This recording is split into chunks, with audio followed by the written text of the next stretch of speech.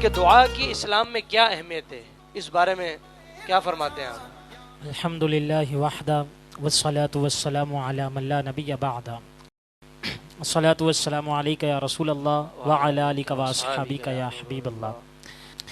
دعا کے حوالے سے یاد رہے کہ قرآن عظیم میں اور احادیث طیبہ میں کئی مرتبہ جو ہے وہ ذکر آیا ہے۔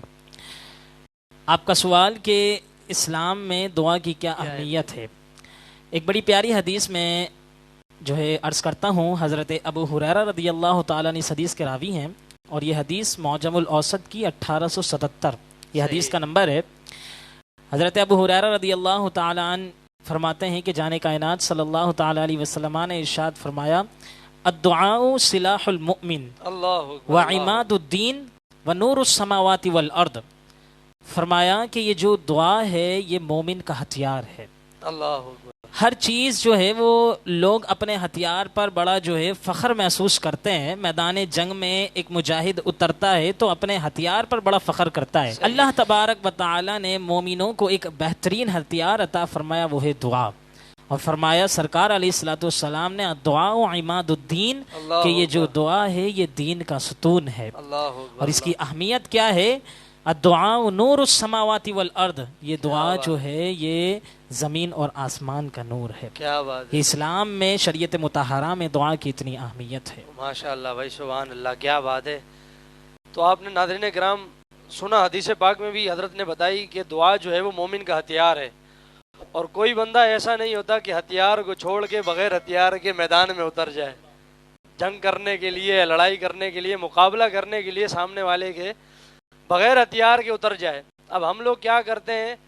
ہم لوگ نماز پڑھ لیتے ہیں، عبادت کرتے ہیں، سب کچھ کرتے ہیں، آخر میں دعا نہیں مانگتے۔ ایک حدیث پاک چھوٹی سی مجھے بھی یاد آ گئی ہے۔ حضور نبی کریم صلی اللہ علیہ وسلم نے فرمایا، الدعاء مخ العبادہ، دعا جو ہے وہ عبادت کا مغز ہے۔ اور جب اس پہ آپ کچھ روشنی ڈالیں حضرت۔ سرکار علیہ الصلوۃ والسلام کی حدیث طیبہ میں آتا ہے، الدعاء مخ العبادہ، کہ دعا صرف عبادت نہیں بلکہ عبادت کا مغز ہے۔ اگر ہم آج کے دور میں بھی دیکھیں تو بہت سے، اگر ہم ان کی بدنصیبی نہ کہیں تو کیا کہیں، کہ کچھ بد عقیدہ لوگ بھی ہوتے ہیں، وہ فرض نماز کے بعد دعا کو نہیں مانگتے، اور کہیں نماز جنازہ ادا کرنے کے بعد دعا کو مانگنا بدعت قرار دیتے ہیں۔